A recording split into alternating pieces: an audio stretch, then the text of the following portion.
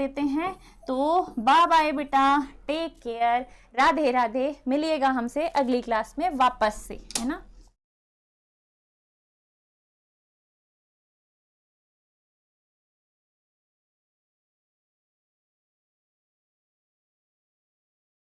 Hello hello hello, स्वागत है सभी का, आप सभी का फिर से एक बार सरल एकेडमी की नई लाइव स्ट्रीम पे। आज की ताजा खबर ये है कि आज हमारा है लेक्चर 4, है ना। मैं आपके सामने नहीं बोल पाया, लाइट का थोड़ा इशू था। फिर से स्टार्ट कर देते हैं हम कि स्वागत है आप सभी का सरल एकेडमी में। आज चौथा लेक्चर है हमारे इस वीडियो का, मतलब इस टॉप चैप्टर का, जिसका नाम है विलियन। आज का जो हमारा टॉपिक होने वाला है वो होने वाला है मूलरता, मूललता, मूल अंश और पीपीएम। काफी इंपॉर्टेंट है ये टॉपिक। बोर्ड एग्जाम में इससे न्यूमेरिकल प्रश्न देखने को मिलते हैं और थ्योरेटिकल प्रश्न भी आते हैं। इस बार नॉर्मली इससे थ्योरेटिकल प्रश्न आए थे, ठीक है। तो आपको समझना है बहुत ध्यान से इसे, ठीक है। I hope I am visible, मैं लाइव हूं आपके सामने, आप लोगों को दिखना प्रारंभ हो चुका होगा।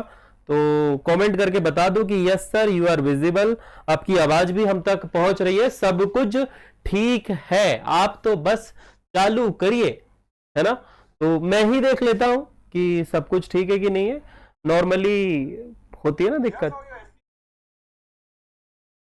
बस हम फटाफट से स्टार्ट करेंगे। आज का लेक्चर बहुत इंपॉर्टेंट, मतलब ये समझ लो सबसे इंपॉर्टेंट यदि कुछ है तो वो आज की ही कहानी है, ठीक है। डन।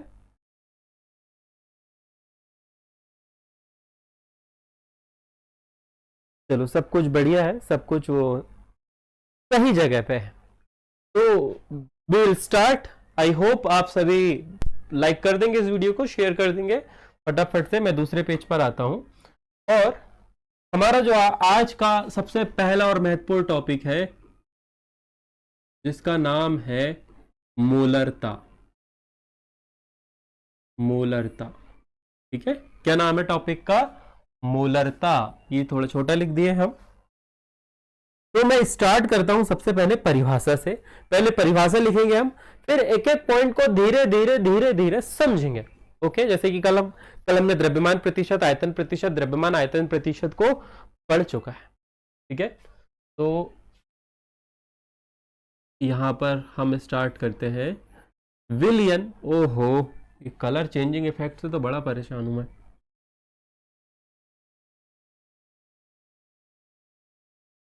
विलियन के 1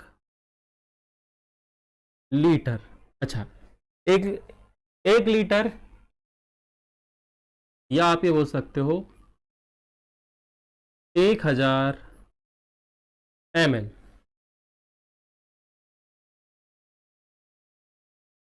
आयतन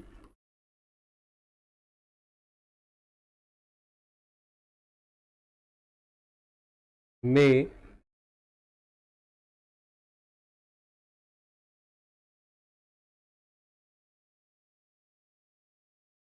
उपस्थित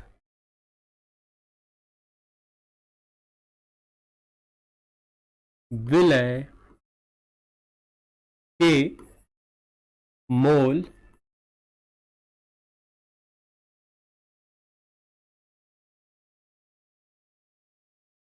उस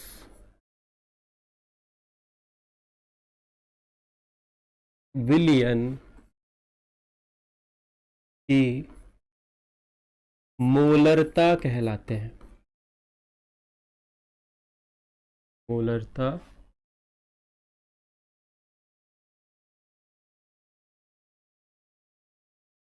कहलाते, ठीक है। क्या है विलय के मोल, क्या है मोलरता, इस पर बात होगी, है ना। I hope so. मैं देख रहा हूं आप लोग कमेंट करके बता देंगे, क्योंकि क्लास स्टार्ट हो गई। काफी सारे बच्चे आते हैं, काफी सारे बच्चे नहीं आते, ठीक है। जो आए उनका थैंक यू, जो नहीं आए वो बाद में देख लेंगे। कुछ बच्चे बाद में देखते हैं ना, केमिस्ट्री थोड़ी टफ पड़ती है। चलो, काफी सारे बच्चे तो देख रहे हैं, बढ़िया, गुड गुड। तो सर की एक आदत हो चुकी है, सर सबसे पहले आते हैं और एक पात्र बनाते हैं। इसे सॉस पैन कहते हैं हम इसे क्या कहते हैं? सॉस पैन कहते हैं, ठीक है। अब यह कहा गया है कि एक पात्र है, उस पात्र के अंदर विलियन मौजूद है।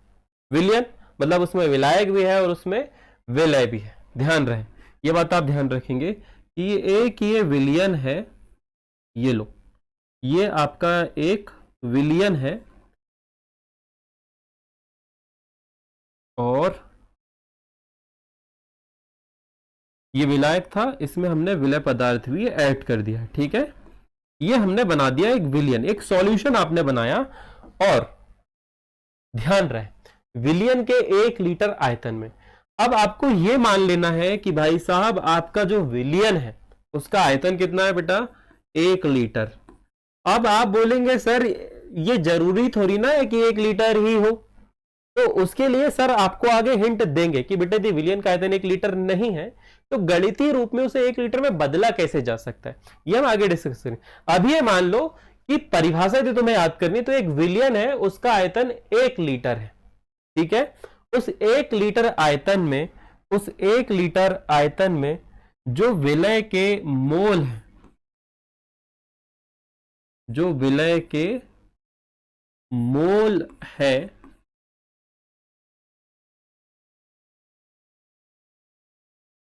वही इस विलयन की मोलरता कहलाती है।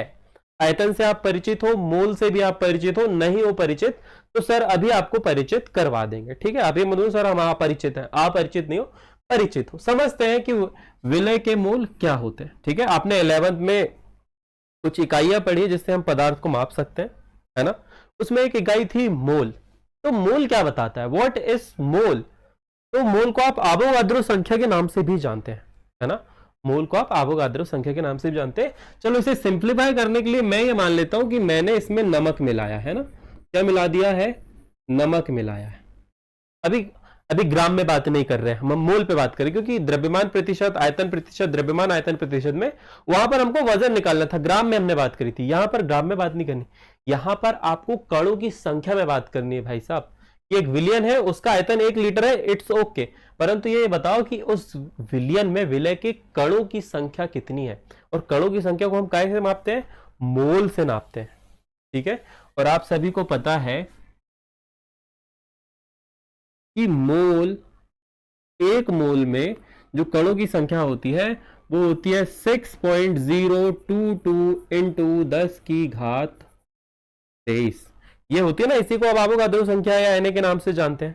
ठीक है, अब यहां पर आपने एक विलयन बनाया है, इमेजिन करने 1 लीटर आपने पानी लिया है, उसमें आपने नमक मिलाया है। ठीक है, आपने नमक मिलाया है। अब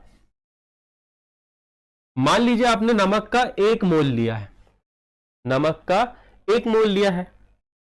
अब सर आपको ये बताना पड़ेगा कि नमक का 1 मोल में कितने ग्राम होते हैं, नमक के 1 मोल में कितने ग्राम होते हैं, इस पर भी बात कर लेते हैं। तो आपको पता होना चाहिए नमक का जो परमाणु सूत्र है, या सॉरी अणु सूत्र है, उसे हम NaCl के नाम से जानते हैं। किस नाम से जानते हैं, NaCl।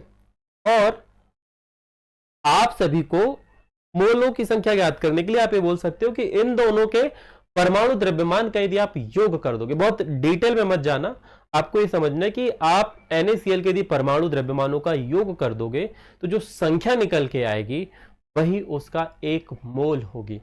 अब आप बोलेंगे सर Na का कितना होता है, तो Na का होता है 22 पॉइंट कुछ, हम 23 मान लेते हैं, 22.9 होता है। और Cl का होता है 17 दूनी 34 और 1 35, कितना होता है 35, और यहां पर हमें ग्राम लगाना पड़ेगा। ठीक है, तो यहां पर आप ये मान लीजिए कि नमक के 1 मोल में 58 ग्राम होते हैं। नमक के 1 मोल में कितने ग्राम होते हैं, 58 ग्राम। तो आप ये कह सकते हो कि विलयन के 1 लीटर आयतन में जितने भी मोल नमक के मिले हो वही मोलों की संख्या आपका क्या कहलाती है, मोलरता कहलाती है। अब ऐसे तुम्हें हर बार थोड़ी ना दिया होगा बेटा, इतना आसानी से तुम्हें दिया नहीं होगा, तुम्हें निकालना होगा। तुम्हें पता है क्या बोलेगा, तुम्हें ये बोलेगा कि यहां पर जो नमक है वो 25 ग्राम मिला हुआ है। कितना मिला हुआ है, 25 ग्राम मिला हुआ है। अब 25 ग्राम 1 मोल में कितने होते हैं, 58 ग्राम। यहां पर कितना है, 25 ग्राम।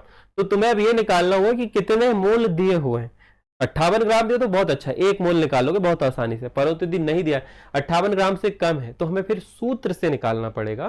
तो यहां पर मोल निकालने का एक बहुत ही अच्छा एक सूत्र होता है, अब आपको ये बताना है, क्या बताना है कि 25 ग्राम में 25 ग्राम नमक में 25 ग्राम नमक में उसके कणों की संख्या कितनी, कितने छोटे छोटे कण होंगे 25 ग्राम में। तो कैसे निकालोगे आप यहां पर निकालोगे मोल, ओहो,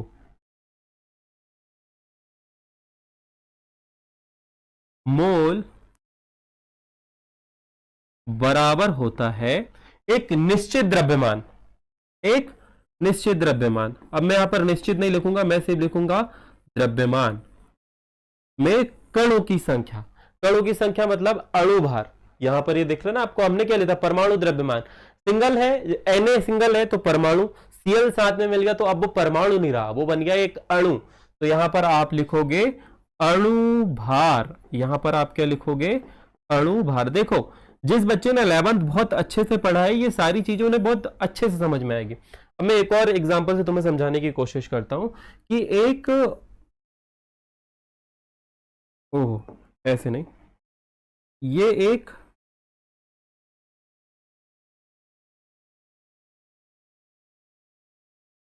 अरे तिरछा ही बन रहा है, हाँ, ये एक पात्र है, इस पे नमक भर रखा हुआ, काफी सारा नमक रखा हुआ है, ठीक है। तो क्या आप देख के बता सकते हो बेटा कि इसमें कितने कण होंगे? आपने एक पात्र लिया, उसमें नमक रखा हो, क्या आप देख के बता सकते हो उसमें कण कितने हैं? नहीं बता सकते ना। परंतु यदि आपको सूत्र पता है, आपको थोड़ी बहुत मैथ्स आती है, तो आप बिल्कुल एग्जैक्टली नंबर बता सकते हो कि भाई साहब इसमें कितने कण हैं या कितने मोल हैं। उदाहरण, मैं आपको यहां पर एक संख्या दे दूं कि भाई साहब यहां पर जो नमक है वो 1000 ग्राम है। कितना है? 1000 ग्राम है, मतलब 1 kg है।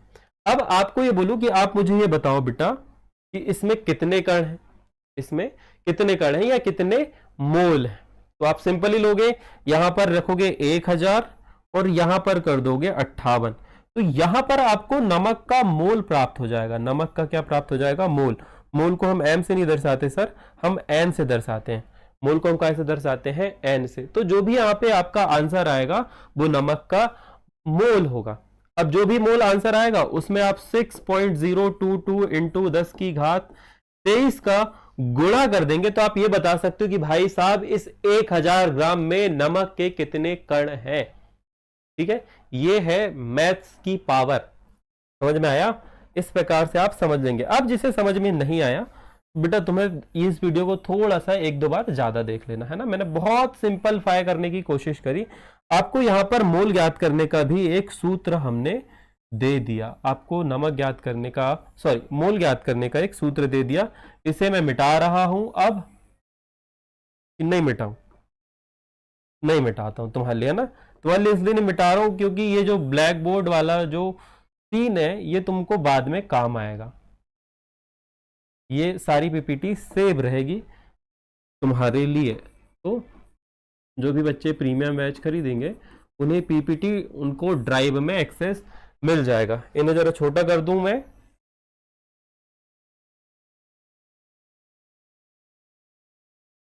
तो आप मोल ज्ञात करना तो सीख गए। मोल का सिंपल सूत्र है द्रव्यमान बटे अणुभार। एक मोल में कितने कण होते हैं? तो 6.022 इंटू 10 की घात 23। ये सब आपको पहले से पता है, आपने ज्ञात कर लिया इन सभी को। ये 11th में आपने बहुत अच्छे से पढ़ा है, आवोगाद्रो संख्या।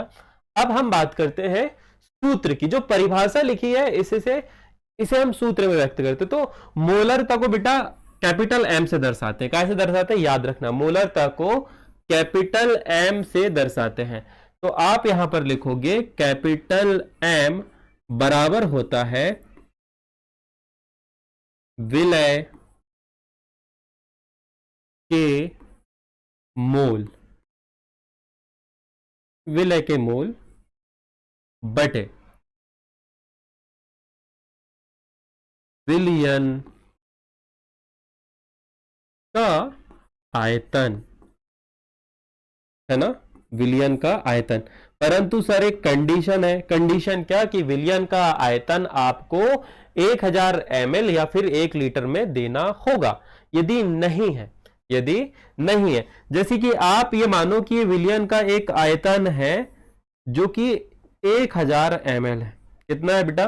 1000 ml है, एक पूरा गोला है, इस बात को रिप्रेजेंट कर रहा है कि 1000 ml है। अब तुम्हें प्रश्न में बोला जाए कि भाई साहब जो विलियन का आयतन है या विलियन जो है वो कितना है, सिर्फ 250 ml है। कितना है बेटा? 250 ml है। तो पता है आपको सिंपल ही इसे 1 लीटर में बदलने के लिए क्या करना पड़ेगा, जो विलियन का आयतन है उसमें 1000 का भाग दे देना है। विलियन का आयतन जो है उसमें 1000 का भाग दे देना। सिमिलरली मैं यदि कहूं तो आप ये कर सकते हैं कि आप 250 में 1000 का भाग दे देंगे। 250 में क्या करेंगे? 1000 का भाग दे देंगे। तो यहां पर जो आएगा वो आएगा 1/4। और सही बात है, सही बात है, सही बात है। क्या सही बात है? कि आप जब 1000 ml के 4 हिस्से करोगे तो एक हिस्सा जो है वो कितने का आएगा? 250 ml का आएगा। ठीक है, तो आप 250/1000 करके, यानी कि आयतन के बट्टे में 1000 जैसे ही लिखोगे, कब लिखना है बेटा ये? जब आपको आयतन जो है वो 1000 ml या 1 लीटर में नहीं दिया गया है। ठीक है, केमिस्ट्री मैंने पहले ही बोला था कि ये विलियन शुरू में ये चैप्टर जो है विलियन, ये शुरू में हमें आसान लगेगा, परंतु धीरे धीरे जब न्यूमेरिकल्स चीजें ऐड होंगी तो आपको थोड़ी सी डिफिकल्टीज हो सकती है, परंतु मेरा पूरा प्रयास रहेगा कि आपको डिफिकल्टी ना हो। एक बात तो यहां पर विलियन का आयतन 1 लीटर में नहीं है, उसे 1 लीटर में परिवर्तित करने के लिए हमें क्या करना होगा? हमें 1000 का भाग देना होगा। अब मैं यहां आगे लिखूंगा कि भाई साहब सूत्र को व्यवस्थित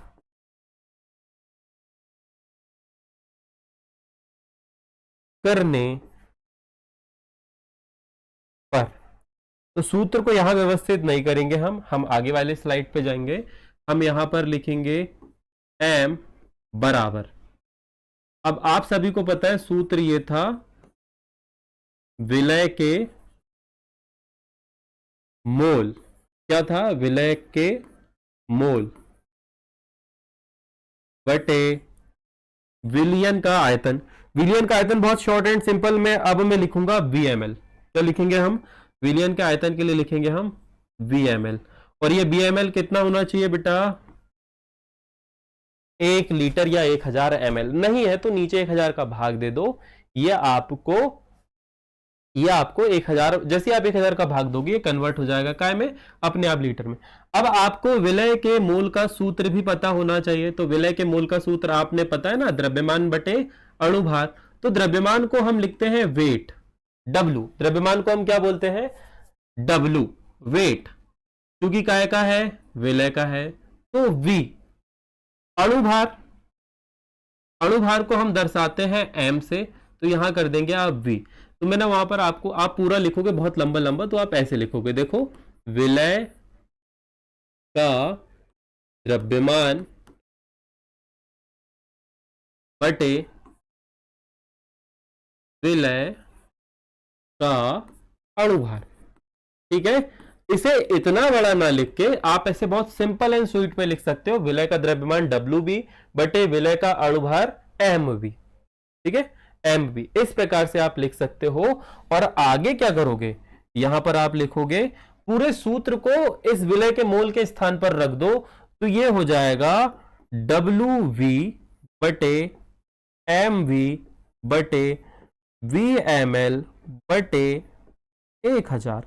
अब इतने सारे बटे बटे हो गए हैं, तो इस सूत्र को व्यवस्थित करते हैं अपन। क्या करते हैं? सूत्र को व्यवस्थित करते हैं। ये लाइन वो वाली वहां पे नहीं लिखना था, हम व्यवस्थित करते हैं। तो सूत्र कुछ अब इस प्रकार से होगा, m बराबर, ये देखो ये जैसे का वैसे ही होगा, आप लिखोगे WB बटे MV इंटू, क्या करोगे? ये 1000 जो है वो ऊपर आ जाएगा, 1000 बटे VmL। अब बेटा ये पक्षांतर तुम्हें नहीं आता है तो ये आपको सीखना पड़ेगा। पक्षांतर यदि आपको नहीं आता है तो सीखना पड़ा।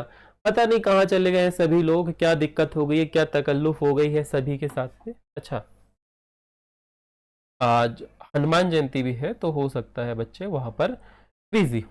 तो ये एक सूत्र है आपका,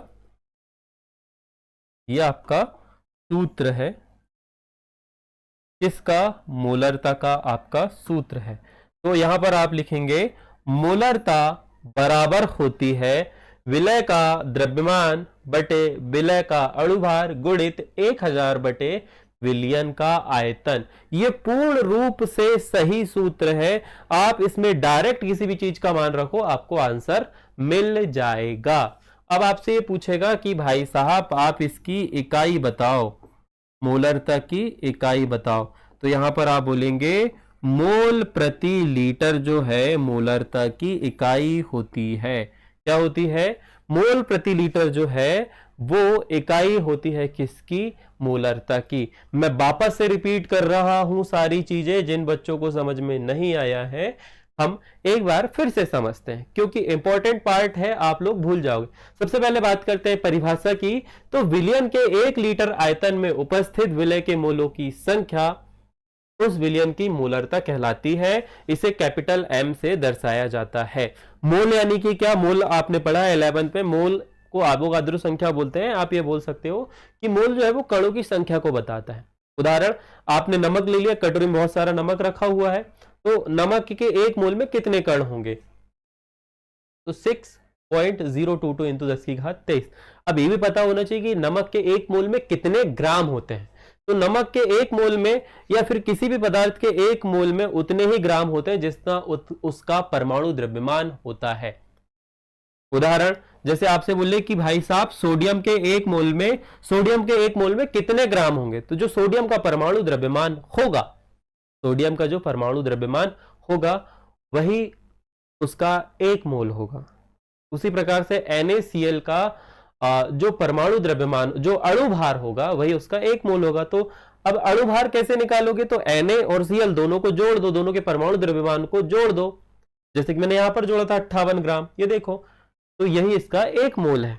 अब आपसे ये बोल दिया जाए कि आप ये बताओ कि 1 किलोग्राम में कितने मोल उपस्थित है नमक के। तो आप क्या करोगे? किसी भी पदार्थ का मोल ज्ञात करने के लिए, हम नमक को आधार माना हुआ है हमने, तो आप यहां पर लिखोगे मोल बराबर होता है द्रव्यमान बटे अणुभार, एक निश्चित द्रव्यमान में उपस्थित अणुभार। ठीक है, अणुभार यानी कि कणों की संख्या, अणुभार। जैसे ही आप ऐसा करोगे आपको मोल ज्ञात हो जाएंगे। 11वीं का है। अब आपने मोल ज्ञात कर लिया। सूत्र में ये बोला जा रहा है कि भाई साहब यहां पर आपको विलयन का आयतन कैसा होना चाहिए? 1 लीटर में दिया होना चाहिए। 1 लीटर नहीं है तो 1 लीटर में बदलना पड़ेगा।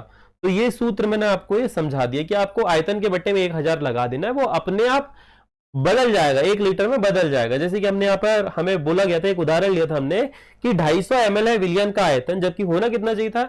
1 लीटर होना चाहिए था। तो 250 ml ही है, तो उसे लीटर में बदलने के लिए हम क्या करेंगे? 1000 का भाग दे देंगे। तो यहां पर 1/4 आ गया। 1/4 सही बात है। यदि हम इसे पूरा 1 लीटर मान लें तो 250 ml जो है वो 1/4 है। इस प्रकार से आप इसे समझ सकते हो। सिंपलीफाई रखते हैं कि यदि आपको 1 लीटर आयतन में परिवर्तन करना है, 1 लीटर में बदलना है, तो आप आयतन के बट्टे में 1000 लगा दोगे। नहीं दिया है तो सिंपल। आगे बढ़ते हैं अगली वाली लाइन पे। यहां पर विलय के मोल, हमने सूत्र को व्यवस्थित किया। मोलरता बराबर होता है विलय के मोल बटे विलयन का आयतन। आयतन 1 लीटर में नहीं दिया तो हमने 1000 का भाग दे दिया। वापस से हमने विलय के मोल का सूत्र जो है वो यहां पर रखा। यह है विलय का द्रव्यमान बटे विलय का अणुभार बटे में BmL बटे 1000। सूत्र व्यवस्थित हुआ। ये दोनों एज इट इज जैसे कि वैसे मूल रूप से नीचे आ जाएंगे और बाकी जो अंश और हर है वो फ्लिप हो जाएगा। तो इस प्रकार से आपको सूत्र मिलता है मोलरता बराबर होता है विलय का द्रव्यमान बटे विलय का अणुभार गुणित 1000 बटे विलयन का आयतन, और इसकी इकाई जो होती है मोल प्रति लीटर होती है। सिंपल। यहां आके मोलरता समाप्त होती है। अब जो हमारा अगला टॉपिक है ये है मोललता।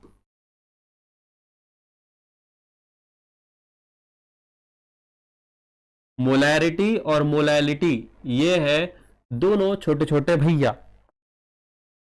अब इसकी परिभाषा पे बात करते हैं। तो इसकी परिभाषा आप लिखोगे बेटा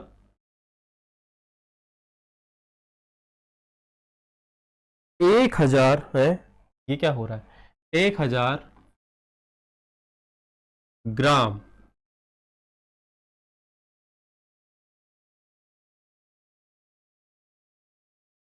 विलायक में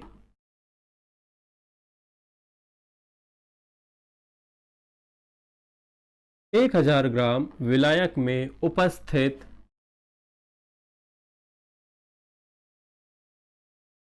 विलय के मोलों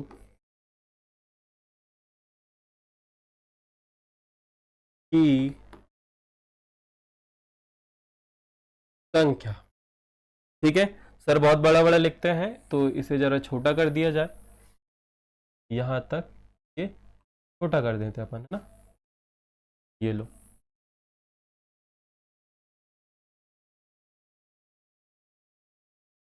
आई होप सो आप सभी को दिख रहा होगा।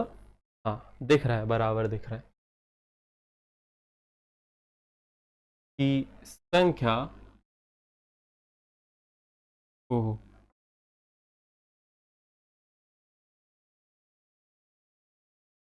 विलियन की मोललता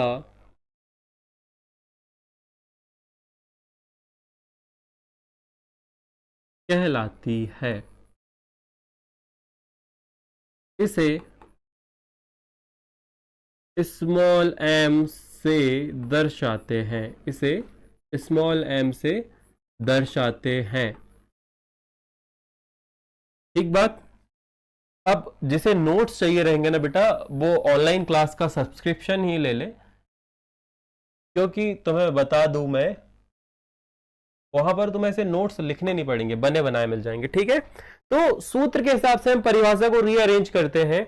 हम यहां पर लिखते हैं स्मॉल एम यानी कि मोलरता बराबर होती है विलय के मोल। विलय के मोल को दर्शाते हैं हम एन बी बटे किसका आयतन बेटा, विलायक का आयतन। यहां पर बात ऐसी हो रही कि अब आपको विलियन के आयतन से कोई लेना देना नहीं है, आपको यह बोला गया है, आप ये कहना चाह रहे हो कि एक शुद्ध विलायक है। शुद्ध विलायक का मतलब आपको पता है कि जिसमें किसी भी प्रकार का कोई पदार्थ नहीं मिला है, ये एक विलायक है ए।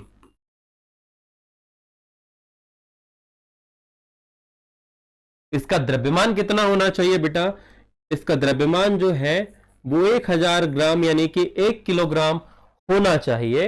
इस 1 किलोग्राम में, इस 1 किलोग्राम में जो विलय के मोल होंगे, जो विलय के मोल होंगे यानी कि एनवी, इनकी संख्या ही मोललता कहलाएगी। इनकी संख्या ही क्या कहलाएगी, मोललता। ओके, तो यहां पर आप लिखोगे, हम करेंगे यहां पर एम ए। क्या करेंगे, एम ए। एम ए क्या है, तो सॉरी एम ए नहीं, sorry my mistake, my bad. M को मोल अणु भार से दर्शाते, यहां आप करेंगे डब्ल्यू ए। ठीक है, एन बी बटे डब्ल्यू ए। अब आपके मन में फिर से क्वेश्चन आना चाहिए कि मान लीजिए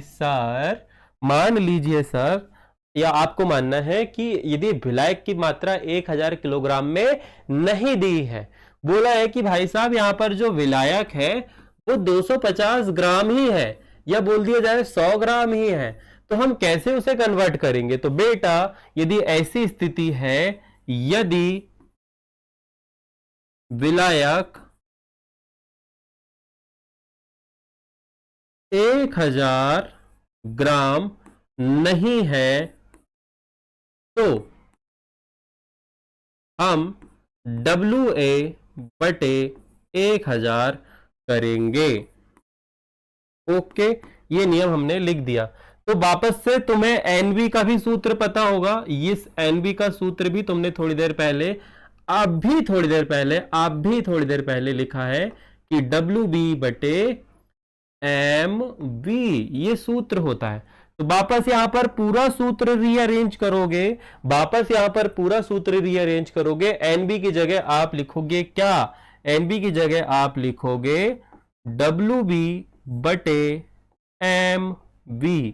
यहां पर ये वाला आएगा आपका बटे, और यहां पर आप करोगे WA बटे 1000।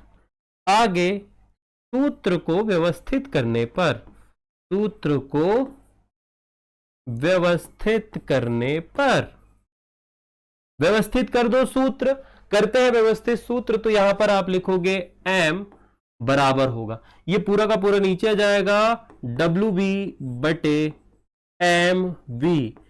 1000 जो है वो ऊपर जाएगा, बटे कर दोगे WA, और यही आपका सूत्र है मोलरता ज्ञात करने का, स्मॉल m। यही आपका सूत्र है मोलरता ज्ञात करने का, सॉरी मेरे मुंह से मोलरता निकल गई थी। यही आपका सूत्र है मोलरता ज्ञात करने का। इसी से इसकी इकाई निकाल लोगे तो इसकी इकाई जो है वो होती है, इकाई जो है वो होती है मोल। किस पे बात हो रही है? विलायक के किलोग्राम पे, मोल प्रति किलोग्राम।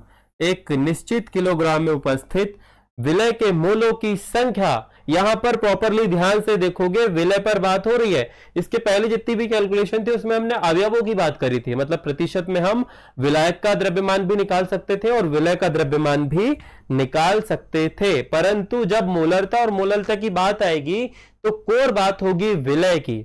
वहां पर आपको बताना पड़ेगा कि विलय के मोल कितने हैं। विलायक के मोल से हमें लेना देना नहीं, तो किससे लेना देना होगा? विलायक के मोल कब आएंगे सर? कब खून खौल उठेगा उसका? तो उसका खून खौल उठेगा मोल अंश में। कहां पर?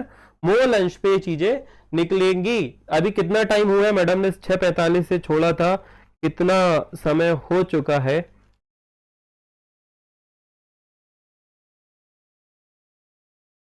चलो 6:45 से ये क्लास स्टार्ट हुई थी। आई होप सो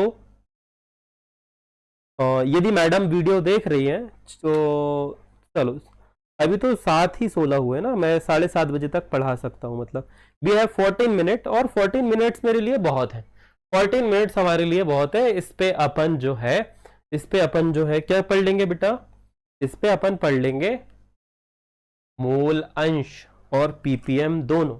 मोल अंश और पीपीएम दोनों आज खत्म करेंगे। ज्यादा लंबा टाइम नहीं लेते हैं इस पे ना, थोड़ा बहुत टाइम अप डाउन हो जाएगा, सर को कहीं जाना भी है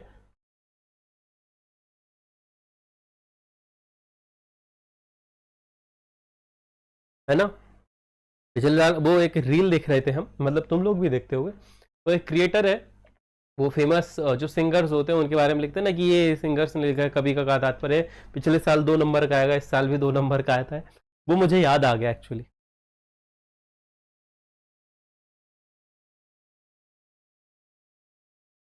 चलो जी, अब बात करते हैं अपन, किसकी बात करें? अब अपन बात करते हैं पीपीएम की। इसकी बात करते हैं पीपीएम। पीपीएम का फुल फॉर्म होता है पार्ट्स पर मिलियन। क्या ना बात होती है बेटा? इसका पूरा नाम क्या है? पार्ट्स पर मिलियन। अब आप बोलोगे सर इसके न्यूमेरिकल कब करेंगे? तो तुम लोग बताओगे न्यूमेरिकल कब करना है, कब तुम्हारी इच्छा है न्यूमेरिकल करने की। जब हर तुम्हारी इच्छा होगी तब सर करवा देंगे, ठीक है? कोई ऐसी बड़ी भारी बात नहीं है। जब तुम बोलोगे तब अपन कर लेंगे। चलो, तो यहां पर पार्ट्स पर मिलियन फुल लिख लेना आप। यहां पर आप लिख लो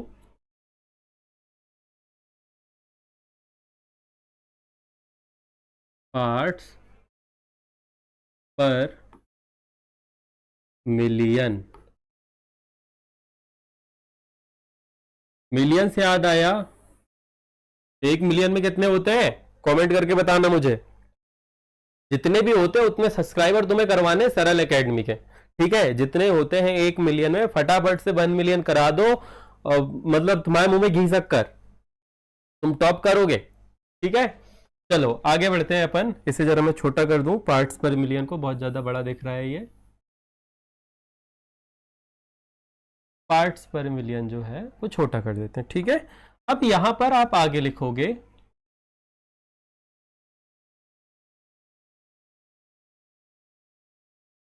विलियन के 10 लाख, ठीक है? आपको द्रव्यमान प्रतिशत पता है बेटा, हमने द्रव्यमान प्रतिशत पढ़ा था, वहां पर हमने बात करी थी 100 भार भागों की, ठीक है। यहां पर हम बात करेंगे 10 लाख भार भागों में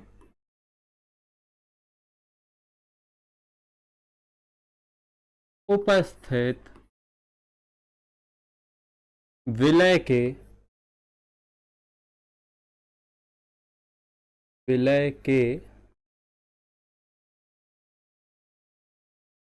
भार भागों, विलय के भार भागों की संख्या, विलय के भार भागों की, भार लिख दिया ना मैंने, हाँ भागों, कभी कभी क्या होता है मैं बोल देता हूं परंतु यहां बोर्ड पर लिखता नहीं हूं, ठीक है, वो होता है ऐसा भी किसी न किसी का। संख्या विलियन की या विलियन का पीपीएम कहलाता है। देखो बेटा, इसे रिलेट करना बहुत धीरे से समझना कि मान लो एक विलियन है, एक विलियन है, ठीक है, और इसमें कुछ ऐसे सूक्ष्मतम कण हैं, कुछ ऐसे सूक्ष्मतम कण हैं जो विलियन के 100 बार भाग करने पर हमें पता नहीं चल रहे हैं। समझ पाना कि विलय के कण इतने सूक्ष्म हैं, इतने छोटे छोटे हैं कि हम यदि विलयन के 100 बार भाग करें तो हमें पता नहीं लग पाएंगे। तो हमें क्या करना होगा, हम विलयन के 10 लाख भाग करेंगे। कितने भाग करेंगे? 10 लाख भाग करेंगे, और उन 10 लाख भागों में यह देखेंगे कि विलय के भार भाग कितने हैं, और विलय के भार भाग जितने भी होंगे, विलय के भार भाग जितने भी होंगे उसे हम व्यक्त करेंगे पीपीएम में। काय में व्यक्त करेंगे? पीपीएम में। तो आपसे एक प्रश्न आएगा कि सांद्रता का जो पद है उसमें अति सूक्ष्मतम कणों को ज्ञात करने के लिए किस सांद्रता के पद का प्रयोग किया जाता है? नोट माय वर्ड, आपसे ऑब्जेक्टिव आएगा कि विलयन में उपस्थित अति सूक्ष्मतम कणों की सांद्रता को या फिर उनकी संख्या का पता लगाने के लिए किन सांद्रता के पदों का प्रयोग किया जाता है। तो the correct answer is ppm. एक और होता है पीपीबी, पार्ट्स पर मिलियन की जगह पार्ट्स पर मिलियन, ठीक है। तो इसे व्यक्त करने के लिए हमें पीपीएम की आवश्यकता होगी। तो बड़ा ही सिंपल है, आप यहां पर आपको निकालना है पीपीएम बराबर होता है विलय का द्रव्यमान या भार भाग बटे विलियन का द्रव्यमान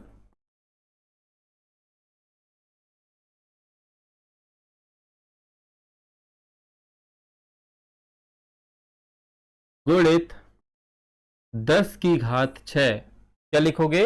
10 की घात 6। 10 की घात 6 का मतलब होता है 10 लाख। क्या होता है? 10 लाख। और यही है आपकी पीपीएम की इकाई। यहां पर पीपीएम सांद्रता का उपयोग विलय में उपस्थित अति सूक्ष्मतम कणों को ज्ञात करने के लिए किया जाता है। उदाहरण यदि आपको लिखना है, उदाहरण यदि आपको लिखना है तो आप ये लिख सकते हो वायुमंडल में उपस्थित प्रदूषण, वायुमंडल में उपस्थित प्रदूषण को ज्ञात करने के लिए। और आप ये लिख सकते हो कि जल में उपस्थित मिनरल्स, जल में उपस्थित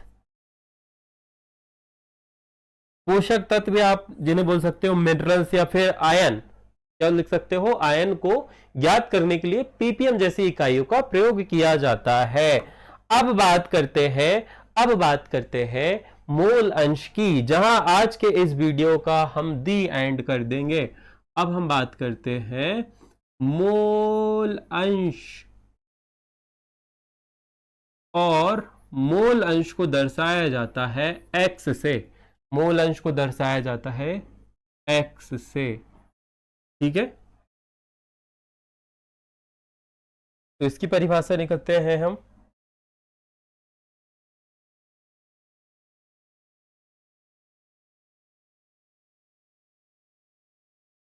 विलयन में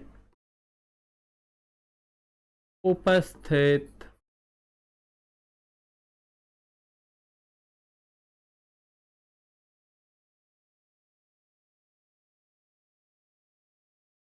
अवयवों के मोलों तथा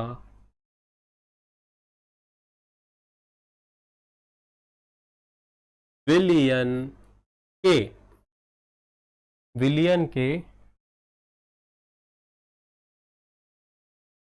ओहो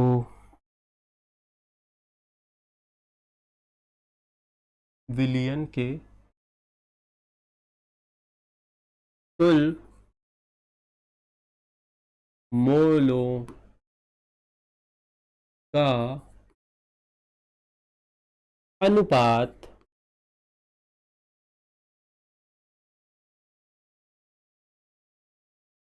मोल अंश कहलाता है। क्या कहलाता है बेटा? मोल अंश। अब तुम्हें पता है, अब तुम्हें मालूम है, कुछ चीजें तुम्हें पता होनी चाहिए। मैं डायग्राम से भी समझाना बताता हूं कि आपको पता है विलयन का कुल मोल बराबर होगा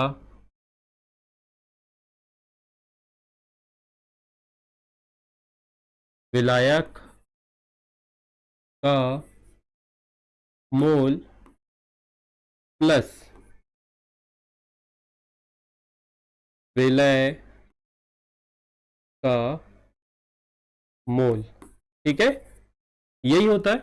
तो आप यहां पर, आपको पता है मोल को हम एन से दर्शाते हैं और विलायक को सर ने बहुत पहले बता दिया है कि हम ए से दर्शाते हैं। ठीक उसी प्रकार से मोल को हम एन से दर्शाते हैं, विलय को हम बी से दर्शाते हैं। तो विलयन के कुल मोलों को हम कुछ इस प्रकार से व्यक्त करेंगे, N A plus N B. तो यहां पर आपको यह बोला गया कि मोल अंश जो है विलयन में उपस्थित अवयवों के मोल। अब अवयव कौन कौन होते हैं? एक तो विलय होता है और दूसरा विलायक होता है। तो आपको प्रश्न में ही दिया होगा कि आपको विलय के मोल अंश ज्ञात करने हैं या फिर विलायक के मोल अंश ज्ञात करने। तो मैं पहले ही बता दिया सर ने कि विलय यानी बी, विलायक यानी ए। तो आपसे प्रश्न में बोला जाएगा कि भाई साहब विलय के मोल अंश ज्ञात करिए, यानी कि आपको यह बोला जाएगा कि आपको भाई साहब एक्स भी ज्ञात करना है या फिर आपको एक्स ए ज्ञात करना है। दोनों ही सिचुएशन में सूत्र अलग अलग होंगे। तो सूत्र कुछ इस प्रकार से होगा। हम बात कर रहे हैं जब आपको बोला जाए कि आपको एक्स भी ज्ञात करना है। एक्स भी ज्ञात करना है मतलब विलय के मोल ज्ञात करने। क्या ज्ञात करना है बेटा? विलय के मोल ज्ञात करने हैं। यहां पर लिख भी दूं मैं, विलय के मोल हमें ज्ञात करने हैं। तो विलय के मोल जो है यदि आपको ज्ञात करना है तो सूत्र होगा आपका एन बी अवयव के मोल। तो किसके मोल? विलय के ज्ञात करना है तो विलय के मोल बटे विलयन के कुल मोल, N A plus N B. ठीक इसी प्रकार से यदि आपको यह बोल दिया जाए, यदि आपको यह बोल दिया जाए कि आप भाई साहब हमें जो है सिर्फ विलायक के मोल ज्ञात करके बताइए। किसके बताइए? विलायक के। यानी कि आपको बोले कि आप एक्स ए का ज्ञात करके बताइए, तो आप यहां पर लिखेंगे एन ए बटे N A plus N V. और यह है आपका विलायक के मोल अंश को ज्ञात करने का सूत्र। ये दोनों सूत्रों को आप लिख लीजिए, आपको काम पड़ेंगे। अब आप बोलेंगे सर एन कैसे ज्ञात करते हैं, मोल कैसे ज्ञात करते हैं? तो मोल ज्ञात करने के लिए सर ने पहले ही बता दिया, W बटे एम, द्रव्यमान बटे अणुभार। क्या होता है? द्रव्यमान बटे अणुभार। अभी तो बेटा तुम्हें भूलना चालू हुए हो, अभी तो तुम भूलभुआ के निवासी बनोगे, वो भी स्थायी वाले। अभी तो तुम्हें कुछ चीजें समझ में नहीं आ रही होगी, पता है? अभी धीरे धीरे तुम भूलना चालू करोगे सारे कॉन्सेप्ट। अभी धीरे धीरे ये सारे कॉन्सेप्ट तुम भूलोगे। मोल अंश की परिभाषा विलयन में उपस्थित अवयवों के मोलों तथा विलयन के कुल मोलों के अनुपात को मोल अंश कहते हैं। इसे x स्मॉल x से दर्शाते हैं।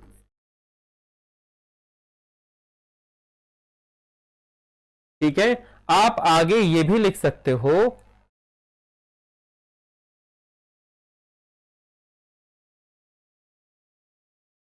आप आगे ये भी लिख सकते हो,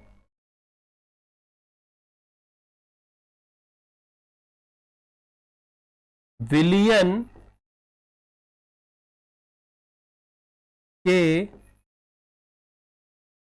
मोल अंश का योग एक होता है। विलयन के मोल अंश का योग एक होता है। यानी कि क्या तात्पर्य है मेरा, आप यदि एक्स ए और एक्स बी को जोड़ोगे तो टोटल जो है वो एक आएगा। यदि आप एक्स बी और एक्स ए दोनों का योग करोगे तो एक ही आएगा। और इस नियम को याद कर लेना, इस नियम को याद कर लेना, ये इंपॉर्टेंट है। आगे जब हम वाष्पदाब पढ़ेंगे तो यही कॉन्सेप्ट आपके सामने फिर से आएगा। एक्स ए प्लस एक्स बी बराबर एक होता है। विलयन के मूल अंशों का योग एक होता है और यह एक विमाहीन राशि है, यह भी आप लिखोगे। और एक और बात, यहां पर इसका आंसर एक होगा और वो भी हमेशा धनात्मक होगा। क्या होगा? धनात्मक। मूल अंश कभी भी ऋणात्मक नहीं होते, कभी भी शून्य नहीं होते, मतलब मूल अंश का योग शून्य नहीं होगा, एक ही होगा और ऋणात्मक नहीं होगा। ठीक है, क्या क्या बोल सकते हो, भिन्नात्मक भी नहीं होगा, एक ही होगा। इन दोनों का मूल अंश का योग जो है, विलय के मूल अंश और विलय के मूल अंश का योग एक ही होगा, धनात्मक में होगा, शून्य नहीं होगा। ये था आज का हमारा वीडियो जो बहुत ज्यादा इंपॉर्टेंट था। परीक्षा के दृष्टिकोण से सबसे इंपॉर्टेंट लेक्चर मैं इसे मानता हूं, कल का और आज का। इसके पहले वाले भी थी जो कि ऑब्जेक्टिव पॉइंट ऑफ व्यू से इंपॉर्टेंट थे। मोलरता हमने पढ़ ली, मोललता हमने पढ़ ली, ठीक है, मोलरता हमने पढ़ ली, मोललता हमने पढ़ ली। ये देखो कैसे कैसे हमने किया था, मोललता यहां पर पढ़ लिए। आपसे जो आएगा, आपसे जो इंपॉर्टेंट क्वेश्चन आएंगे वो सर यहां पर नोट डाउन करवा देते हैं 7वें में। सबसे पहले आपको बोलेगा कि भाई साहब कैपिटल एम और स्मॉल एम में अंतर बताइए आप 4, अंतर बताइए कितने? 4। तो सर ने बताए हैं, आपके सामने एक नंबर आ रहा होगा 7024066348, इस पे मैसेज कर देना अंतर कितने होते हैं बिना देखे। ठीक है, जो लेक्चर देख के ये तुम्हें बताना है। दूसरा क्वेश्चन ये है कि आपको ये बताना पीपीएम और एक्स यानी कि मोल अंश में अंतर, ये भी कितने? 4 बताने। दोनों प्रश्न 2-2 नंबर के लिए आते हैं बोर्ड परीक्षा में या सिंपल जो भी आप परीक्षा दोगे उसमें। ठीक है, उसके बाद में आपसे तीसरा प्रश्न ये है कि मोलरता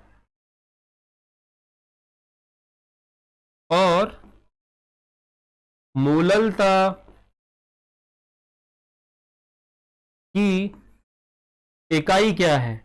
ये कमेंट सेक्शन पे आप लिख के बताओगे मुझे, ये आप मुझे कमेंट सेक्शन में लिख के बताओगे। ठीक है, ये हमारे प्रश्न होते हैं। कल से फिर से विलयता पर हम बात करेंगे कि क्या प्रभाव होता है और कुछ चीजें हम समझेंगे। ठीक है, और भी चीजें थी, नॉर्मलता, फॉर्मलता, but there is no specific या स्पेशल टॉपिक ऑन एनसीईआरटी, तो हम अभी के लिए इसे स्किप करेंगे। ठीक है, एमपी बोर्ड में नहीं है तो मैं इसे नहीं पढ़ाने वाला, पर फिर भी इफ यू रिक्वेस्ट तो हम आगे भी इन्हें पढ़ लेंगे, है ना? डन है। अब प्रश्न सर ने दे दिए हैं, अब बात करते हैं आपकी नेक्स्ट क्लास की, है ना? अभी कितना हो रहा है? 7:30 होने लगा है। ठीक है, तो your next class is biology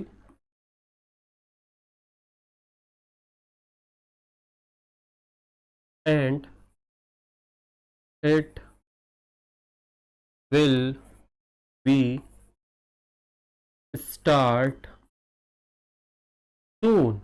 ठीक है, it will be start soon. तो आपको stay connect and check comment section.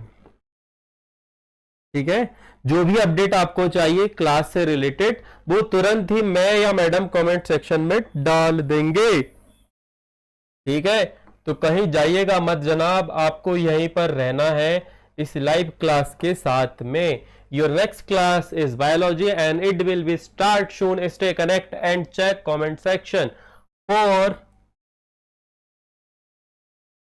Latest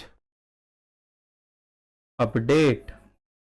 ठीक है, लाइव क्लास की अपडेट आपको लाइव क्लास के कमेंट सेक्शन पे ही मिल जाएगी. इसी के साथ मैं चंद्रशेखर पटेल पहली बार लाइव क्लास में अपना नाम लेते हुए आपसे विदा लेना चाहूंगा. मतलब ऑलमोस्ट 2 साल हो गए पढ़ाते पढ़ाते, मैंने किसी भी लाइव क्लास में अपना नाम नहीं लिया है. बच्चे पूछ पूछ के थक गए. ठीक है, तो यू आर वेरी लकी कि मैंने नाम लिया अपना. जल्दी मिलेंगे आपसे. ओके, तो इंस्टाग्राम और बाकी जगह पे भी फॉलो कर लो ना. वो तो बात की बात है ना, वो सब बाद में कर लेना. अभी तो पढ़ो, अभी मेन उद्देश्य है पढ़ो. फॉलो इंस्टाग्राम तो चलाओ ही मत. चलो, ध्यान रखना अपना. राधे राधे.